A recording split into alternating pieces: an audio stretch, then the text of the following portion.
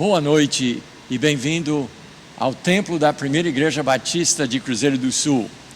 Nós estamos nesses tempos fazendo a gravação da nossa música e tudo no templo. Não sabemos quando vamos voltar, mas vamos voltar pela graça de Deus. Mas muito obrigado que você está junto com a gente nessa noite. Aproveite aí na sua casa para louvar e adorar ao nosso Deus. Vamos louvar o nosso Deus Todo-Poderoso. Celebre. Com alegria, cante ao Senhor. Senhor meu Deus, quando eu maravilhado fico a pensar nas obras de tuas mãos, no céu estrelas pontilhado, o teu poder mostrando a criação.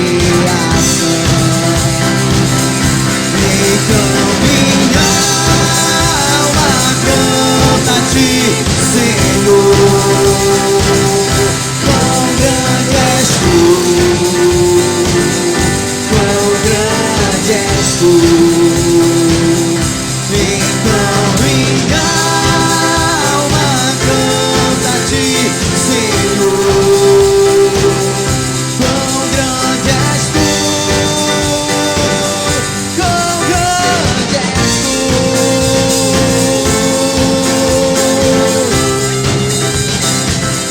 quão grande és tu.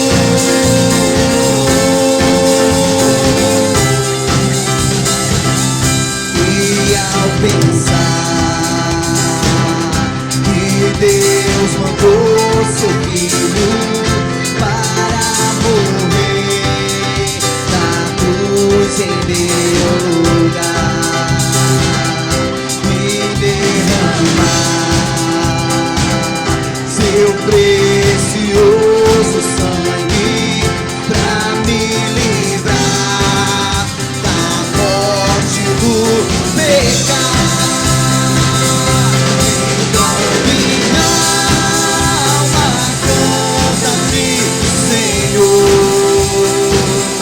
Quão grande és tu,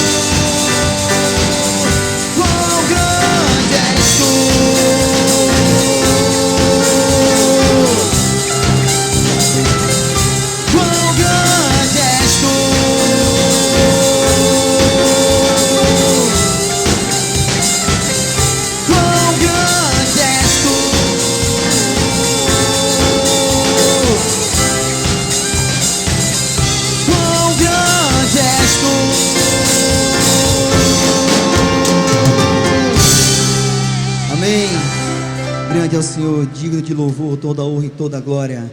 Continue adorando e cantando com a gente.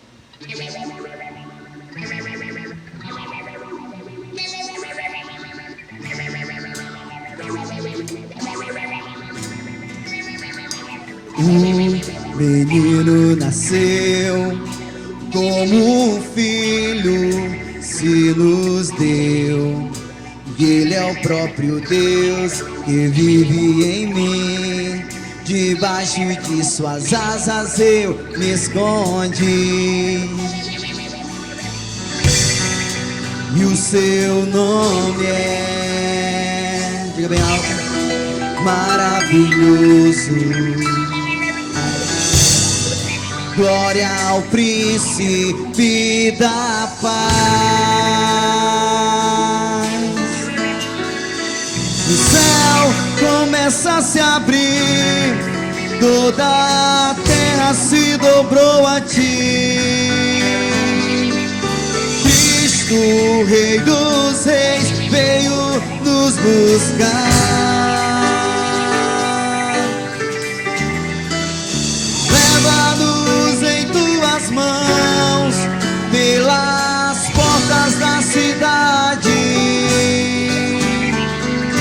Na Nova Jerusalém, a noiva vai entrar.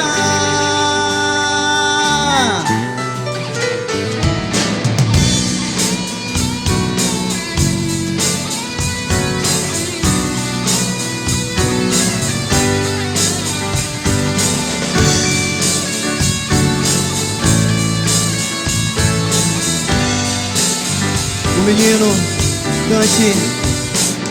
O menino nasceu, como um filho se nos deu. E Ele é o próprio Deus que vive em mim. Debaixo de suas asas eu me escondi.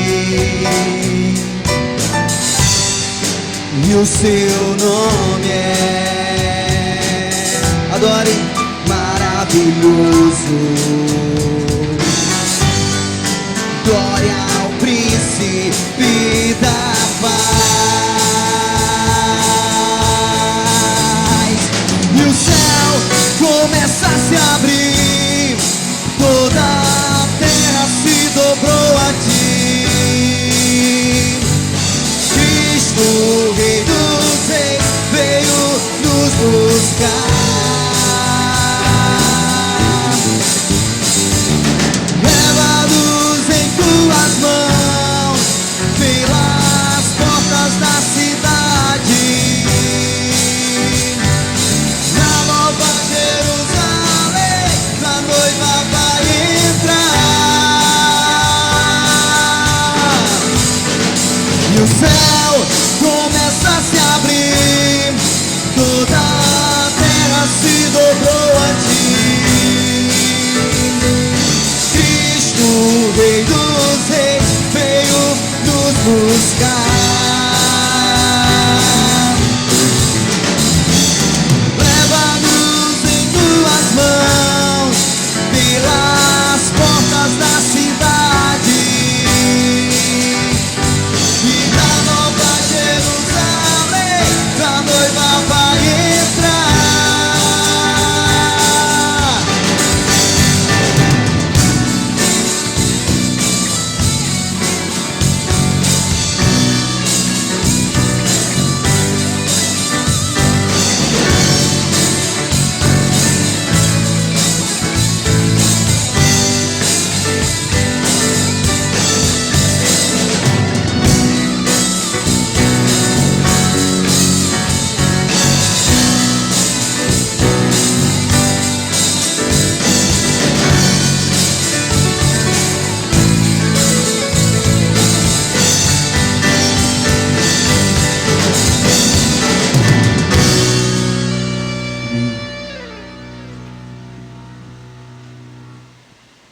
Nós agora queremos convidar você a participar da nossa adoração através de dízimos e ofertas.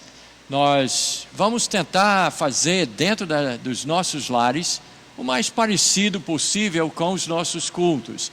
Então, papai, mamãe, ajeita lá uma vasilha para a criançada poder ir lá, deixar um dinheirinho.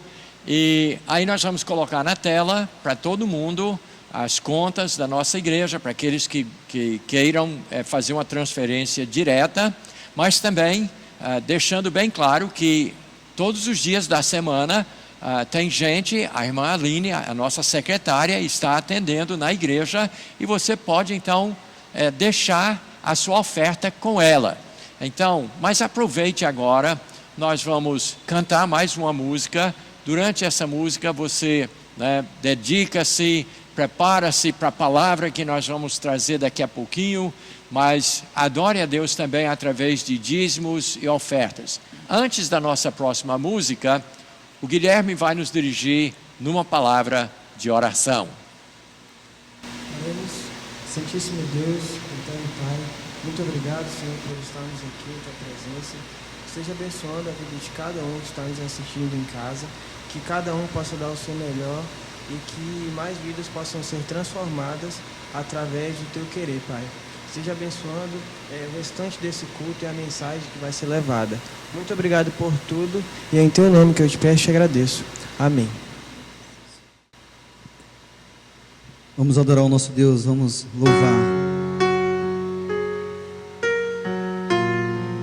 Aquela cruz está vazia, Ele ressuscitou.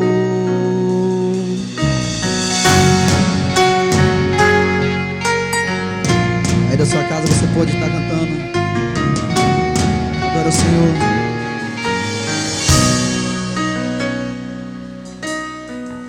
Quando eu te conheci, Jesus, o meu caminho brilhou. E agora minha vida não é mais a mesma. Eu acredito na palavra,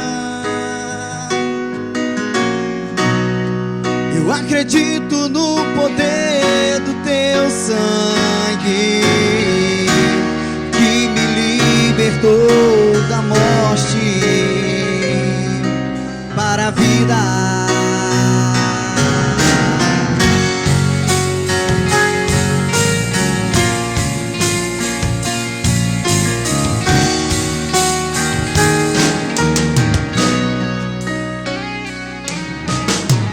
Quando eu te conheci, Jesus,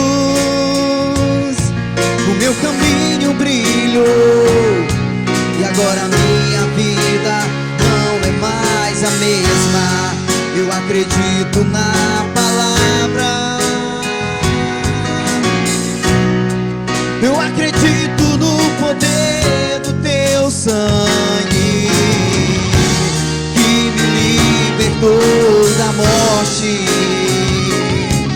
para a vida. Canta comigo assim, ó. E a vida que eu vou viver agora é pra um motivo bem maior que o meu. O poder do amor, da ressurreição.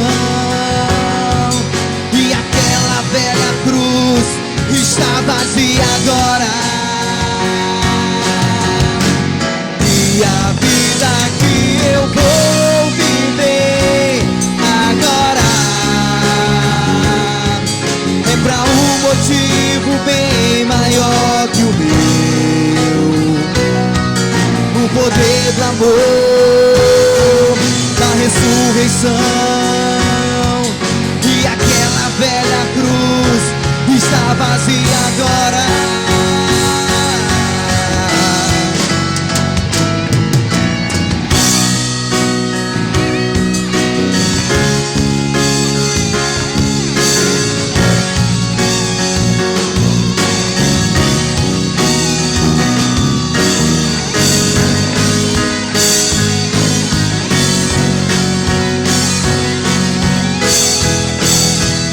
Novo em nossas vidas, por isso diga: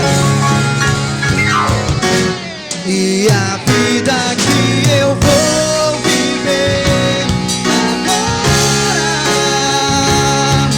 é pra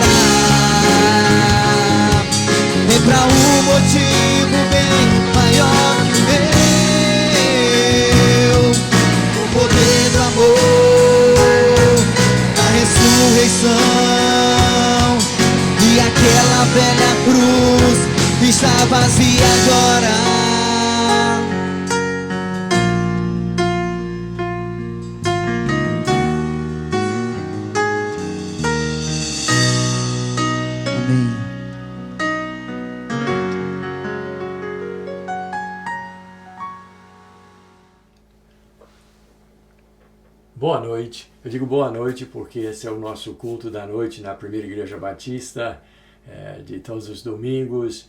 E eu quero começar agradecendo a todos os membros da igreja, aos amigos também que têm assistido, não somente aqui em Cruzeiro do Sul, mas em outros lugares. Muito grato pela sua presença, mas o tempo é precioso, então vamos direto ao nosso assunto dessa noite. Nós estamos vivendo tempos de muitas dúvidas e incertezas. Então hoje nós vamos fazer um comparativo com certeza e dúvida. E aí então vamos começar pensando assim. Vamos dizer, um rapaz procura aconselhamento comigo. Pastor, eu devo casar com essa moça? Será que ela não vai me botar um par de chifre? O que é que eu vou poder dizer para ele? Eu não sei. Eu não sei o futuro. Como é que eu vou saber?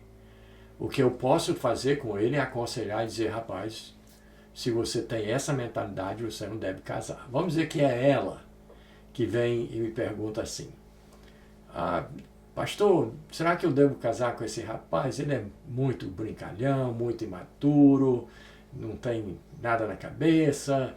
Será que eu devo casar? Será que ele vai amadurecer um dia? O que é que eu vou dizer para ela? Não sei. Eu não sei o futuro desse rapaz. Alguns amadurecem, outros vão até o final da vida brincalhão, levando tudo na brincadeira e tal. Então, o que é que eu posso fazer por ela? Eu posso dar um conselho e dizer, minha filha, eu acho que você não deve casar. Se você tem essa dúvida, então você não deve casar com esse rapaz. Então, isso é natural na vida. E não sei se você já percebeu, deve ter percebido, que muitas vezes a dúvida tem a ver com coisas do futuro. Como será depois? Porque o que já aconteceu, a gente já sabe. O que está acontecendo agora, a gente tem um pouquinho de certeza. Mas o que vem depois é que nós não sabemos. Então a gente fica naquela palavra, na dúvida. E a gente tem então questionamentos sobre como será no futuro. Tendo dito isso, só para você pegar a ideia do nosso pensamento dessa mensagem de hoje, então vamos pensar um pouco sobre a mesma situação na Bíblia. Uma vez Jesus perguntou aos discípulos, quem dizem as multidões que eu sou? E aí a resposta veio, uns dizem que é João Batista, outros dizem que é Elias, outros dizem que é o profeta, outros dizem que é isso, é aquilo. Deram um montão de respostas. Por quê? Porque havia muita dúvida a respeito da pessoa de Jesus Cristo. E aí Jesus insistiu e disse, mas vocês?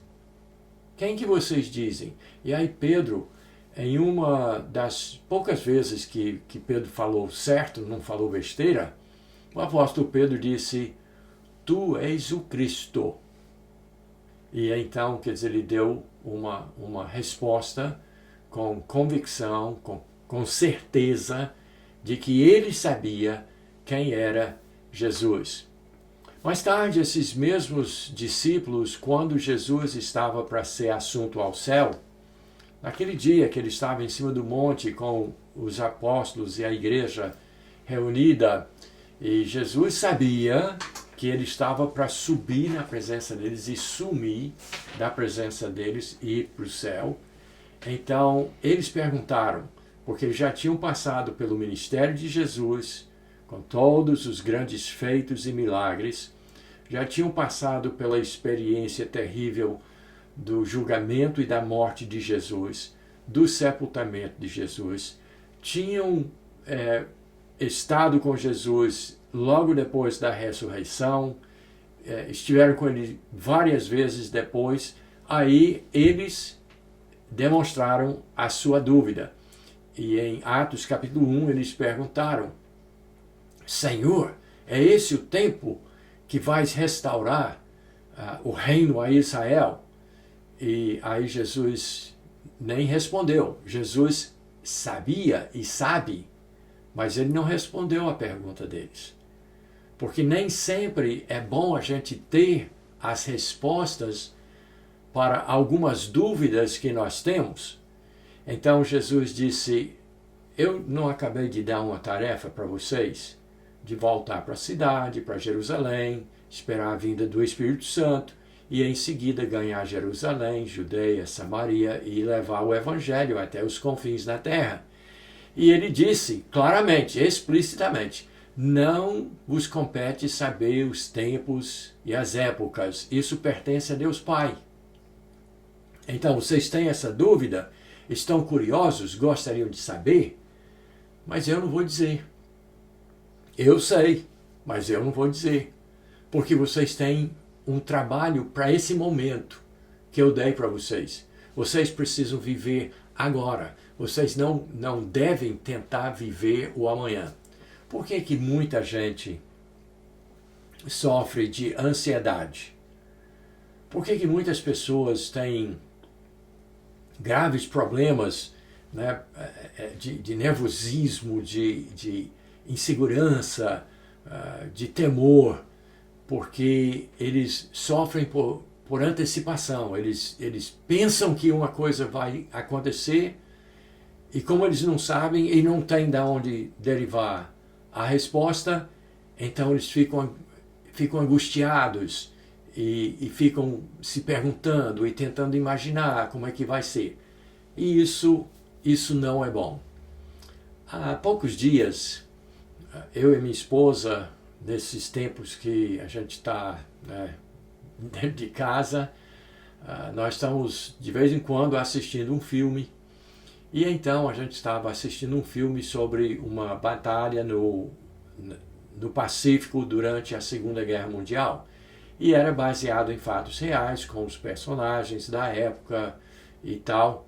E teve um lance, eu não sei se isso é só do filme ou se realmente aconteceu, mas serve para ilustrar uma coisa que eu quero que você entenda. Um dos soldados, ou um dos marinheiros, melhor, de um dos navios, parecia sempre tranquilo, não preocupado, apesar de que eles estavam, né, levando tiro de tudo que era lado o tempo todo, torpedos e bombas e balas. E esse rapaz ficava tranquilo.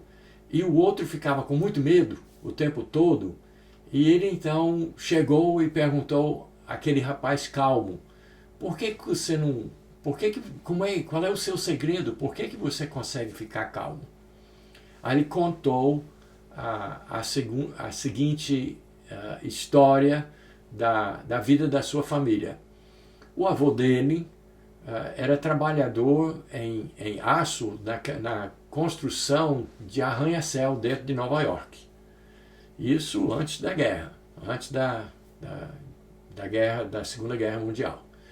E daí então ele trabalhava lá nas alturas, né, caminhava por cima daquelas vigas e rebitava e soldava, ou sei lá, né, trabalhava lá em cima num grande perigo todos os dias.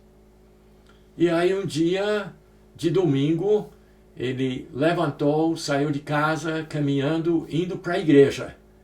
E um carro desgovernado subiu no meio-fio, pegou na calçada, pegou o homem e matou instantaneamente. E aí então ele disse: por isso que eu não fico preocupado. Meu avô vivia no perigo diário e nunca morreu daquilo. Morreu de uma casualidade, indo para a igreja, um carro pegou nele, bateu e morreu. Então, eu estou contando essa história para você entender que algumas respostas nós não temos. A gente tem coisas que a gente não tem como responder e pior seria viver assustado, com medo. E quando é que vai ser o meu dia? Quando é que eu vou morrer? De que eu vou morrer? Isso não é vida. Vivendo dessa forma ou existindo dessa forma é angustiante. E Deus não nos permite, por sinal, saber certas coisas de antemão, justamente para a gente não sofrer. Mas é melhor então tocar a vida. Essa semana mesmo eu estava abastecendo meu carro e a moça frentista, naturalmente, a pergunta: e pastor, e esse vírus? Aí eu, que é que a senhora quer saber? E basicamente, sabe qual foi a minha resposta? Eu não sei de nada. Eu sei que é um vírus, eu sei que está morrendo milhares de pessoas, estou acompanhando, estou obedecendo a lei, estou fazendo... Mas eu não sei. Então, tem pessoas que querem respostas de um tipo que não vai ajudar. Por exemplo, tem algumas pessoas dizendo que esse vírus é Deus julgando o mundo. Se você me perguntar, sabe o que é que eu vou lhe dizer?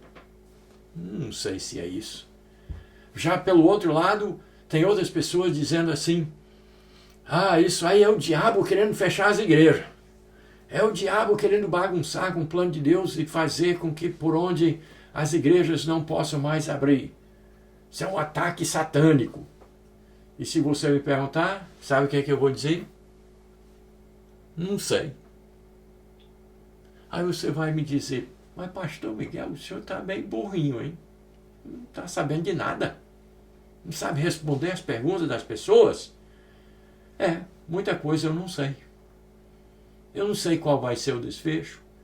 Eu não sei o que vai acontecer com as vidas. Eu não sei se eu vou pegar essa doença. Se pegar, não sei se serei curado, se vou morrer. Eu não sei se a igreja vai voltar a abrir.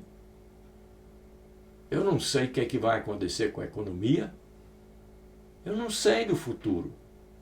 Isso a Deus pertence. Deus sabe as coisas. E daí, então, nós precisamos justamente viver as nossas vidas de uma forma que a gente tenha as respostas que nós precisamos, não aquelas que não vão nos servir, as respostas que talvez vão apenas nos angustiar. Nós precisamos de respostas certas, e algumas dúvidas nós podemos tirar sim, e é disso que nós vamos tratar agora, desse momento em diante, na nossa mensagem. Vamos lá então. Tem algumas coisas que simplesmente a gente não sabe.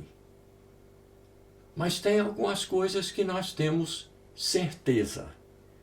Então, eu quero compartilhar o nosso primeiro texto, que é de 2 Timóteo, é o apóstolo Paulo falando para o jovem pregador Timóteo, 2 Timóteo, capítulo 1, versos 11 e 12, onde a Bíblia diz assim: para o qual eu fui designado pregador, apóstolo e mestre, e por isso estou sofrendo estas coisas. Todavia, não me envergonho, porque sei em quem tenho crido, e estou certo de que Ele é poderoso para guardar o meu depósito até aquele dia. Isso é 2 Timóteo, capítulo 1, versos 11 e 12. Então, o apóstolo Paulo aqui, ele fala de coisas certas. Coisas que ele tem certeza. Mas só que se a gente examinar as coisas que ele diz que tem certeza, são coisas que ele tem certeza pela fé. E nós, até hoje de manhã, na EBD, nós estudamos sobre fé. E o livro aos Hebreus, capítulo 11, que é o capítulo da fé, o verso 1, nos fala o seguinte: que a fé é a certeza de coisas que se esperam e a convicção de fatos que se não veem. Então, as coisas mais certas no universo são coisas que nós assumimos pela fé. Então, vamos lá. Tem gente que diz, pastor, o homem foi mesmo à Lua? E tem gente que não acredita de jeito nenhum. Eu, pessoalmente, acredito que foi, que o homem foi à Lua. Mas e se não foi? Se foi só uma mentira, se foi só uma coisa, uma filmagem? A gente não tem como provar. Nós não temos como saber. Mas também não interessa. Que diferença vai fazer na nossa vida e no nosso futuro se o homem foi ou se não foi à Lua? Aí tem outras coisas até mais fundamentais. Alguém diz, mas, pastor, o senhor acredita que Deus realmente criou o mundo? Eu acredito. Eu acredito sim. Mas me dê as provas científicas. Isso eu não tenho. Eu só tenho a palavra dele. Eu não tenho as provas científicas. Agora eu digo para você que se você acredita na evolução, você também não tem provas científicas. Ciência. Você não tem. Você aceita que o mundo foi criado, digamos, pela teoria do Big Bang, mas é um ato de fé. Crer em evolução é simplesmente você acredita pela fé. Não é uma coisa que você tenha provas da ciência para provar que isso é realidade. Então, tem coisas básicas assim que a gente toma uma posição. Mas o apóstolo Paulo disse claramente para Timóteo, olha, eu fui designado pregador, apóstolo e mestre, e por isso que eu estou sofrendo as coisas que eu sofro hoje. Se eu não fosse um pregador de Jesus Cristo, eu não estava preso. Eu não teria passado por todas aquelas tragédias que ele conta quando ele fala em uma das suas cartas aos Coríntios. Ele conta a lista tremenda de sofrimentos terríveis que ele passou. Ele diz, o que eu estou passando porque eu fui designado. Como é que ele sabe que foi designado? Porque ele sabe quem foi que falou com ele, quem foi que chamou. Muitas vezes os jovens me fazem essa pergunta também. Pastor, como é que o senhor sabe que tem assim, essa certeza que o senhor foi chamado por Deus para ser um pregador do Evangelho? Eu sei, mas pela fé.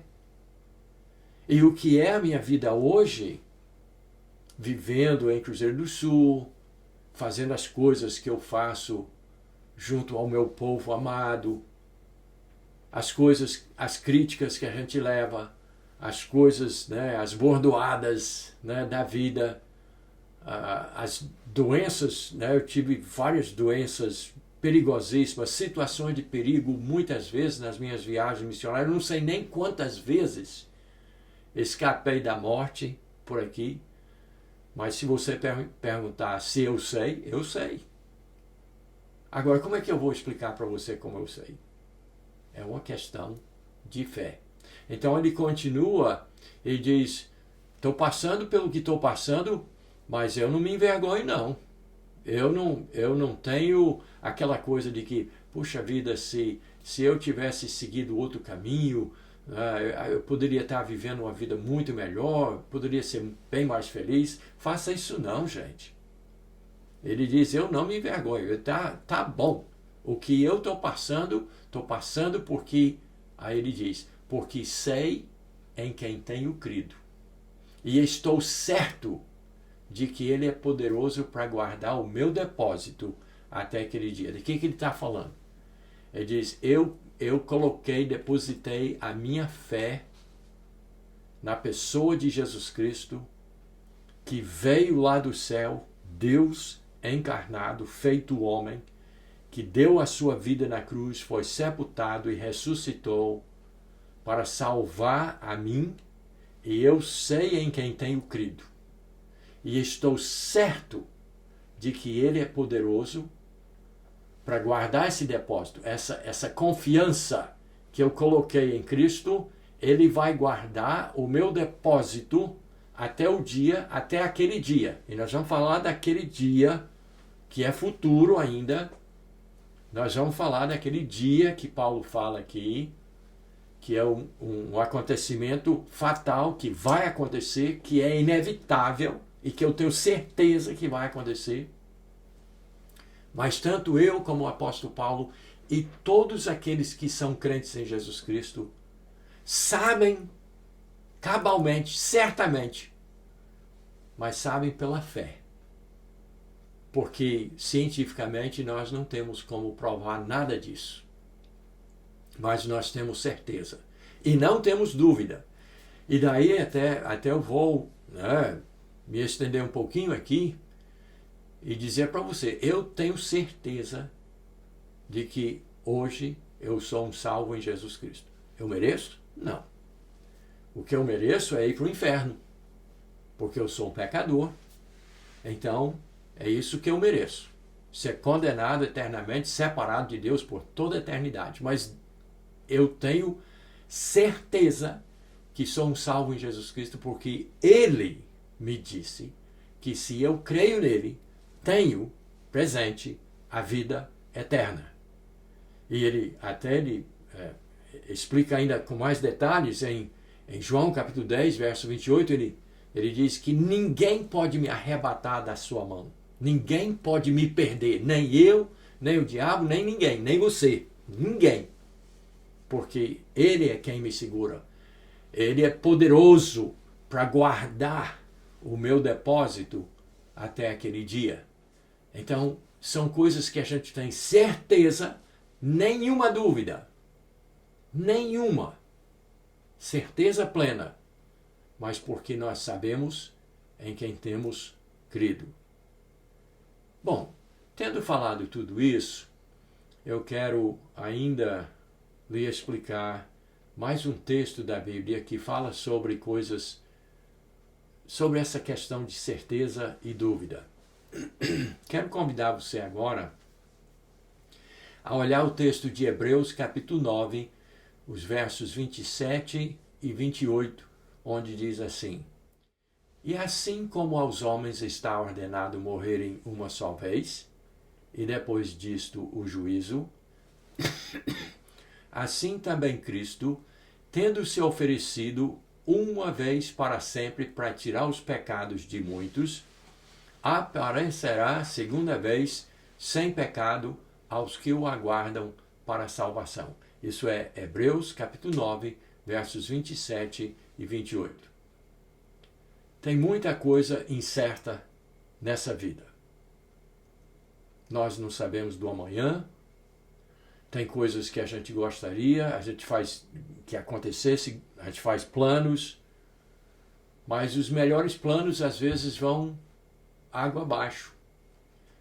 Esse ano, no dia 12 de junho, se a gente estiver vivo até lá, eu e a Dona Bé vamos celebrar 50 anos de casamento. E que casamento! Mas nós tínhamos planejado fazer uma viagem para os Estados Unidos e até já tinha planejado como era um evento, a gente fez uma poupança e guardou dinheiro um tempão e pretendíamos ir para o Havaí, passar esse aniversário de casamento no Havaí. Vamos? Tudo indica que não.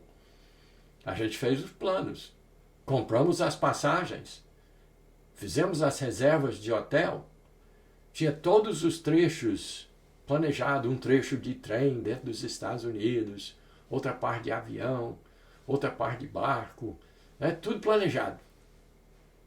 Mas a gente não sabe do amanhã, não sabe o que vai acontecer. Agora, tem coisas que a gente sabe. E esse texto que eu acabei de ler para vocês tem pelo menos 3 coisas absolutamente certas que você, se eu sou desinformado ou burrinho em muitas outras coisas, mas essas 3 coisas eu posso transmitir para você que são coisas certas que vão acontecer. Número 1, a Bíblia diz, é assim como aos homens está ordenado morrer. todo mundo vai morrer. Isso está ordenado por Deus. E aí você não deve duvidar muito de mim, porque se você olhar ao seu redor, você sabe que é verdade. Mas a segunda verdade que está aqui é que depois disso vem o juízo. Nós vamos prestar contas da nossa vida ao Deus Todo-Poderoso. Essa é a segunda coisa. A terceira coisa é que a obra de Cristo é verdade. É uma coisa certa. E quem que está incluído nessa obra? Bem, vamos também dividir em partes. Primeiro, que ele veio e nasceu da Virgem. Você talvez não acredite no nascimento virginal de Jesus Cristo, mas ele nasceu de uma virgem. É um milagre, só Deus poderia fazer isso acontecer. Ele viveu uma vida sem pecado. Novamente, você pode duvidar, mas é verdade que ele viveu uma vida sem pecado. Mas ele amou tanto a gente que ele voluntariamente entregou a sua vida na cruz do Calvário para pagar os nossos muitos pecados. Você pode não acreditar. Você pode pensar que, não, isso aí foi obra de Satanás. Não foi. Satanás queria que Jesus morresse de qualquer jeito, menos a morte de cruz, porque essa era a morte predeterminada por Deus Pai. Ele foi sepultado, ele ressuscitou, e o texto diz ainda o seguinte, que ele aparecerá a segunda vez. Ele veio a primeira vez, e é certo que ele vai voltar a segunda vez, diz o texto, sem pecado. Ele nunca pecou. Mas os nossos pecados ele levou embora.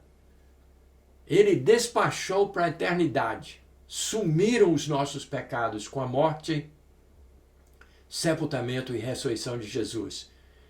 E ele diz que ele voltará a segunda vez sem pecado, glorificado, para nos receber em glória, para aqueles que o aguardam para a salvação. Então, essas coisas são certas. Essas coisas não há dúvida que elas são verdadeiras. Mas tudo isso nós assumimos pela fé. Eu quero terminar contando para vocês um antigo conto árabe que talvez ajude você a pensar um pouco sobre isso e o que é que você deve fazer dentro dessa situação, dentro dessa coisa de certezas e dúvidas. O conto vai assim. Um homem mandou o seu servo para o mercado da cidade para fazer umas compras. Quando o escravo chegou no mercado e começou a fazer as compras, ele notou que a morte estava o seguindo. E ele driblava e ia para um canto, e onde ele ia, a morte ia atrás. Finalmente ele abandonou tudo e voltou correndo para a casa do seu mestre.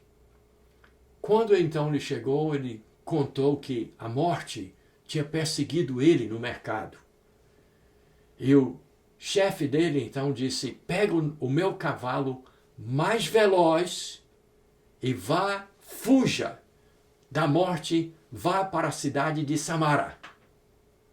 E ele pegou o cavalo e saiu correndo. Aí o chefe disse, isso não está certo. Eu vou me entender com a morte. E ele foi até a cidade, procurou e achou a morte. E ele disse, por que hoje de manhã você esteve perseguindo o meu servo? Por que você fez isso? Aí a morte disse, não, entenda, eu só queria dar um aviso para ele.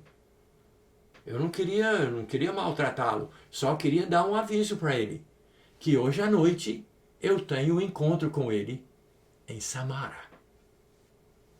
Você entendeu?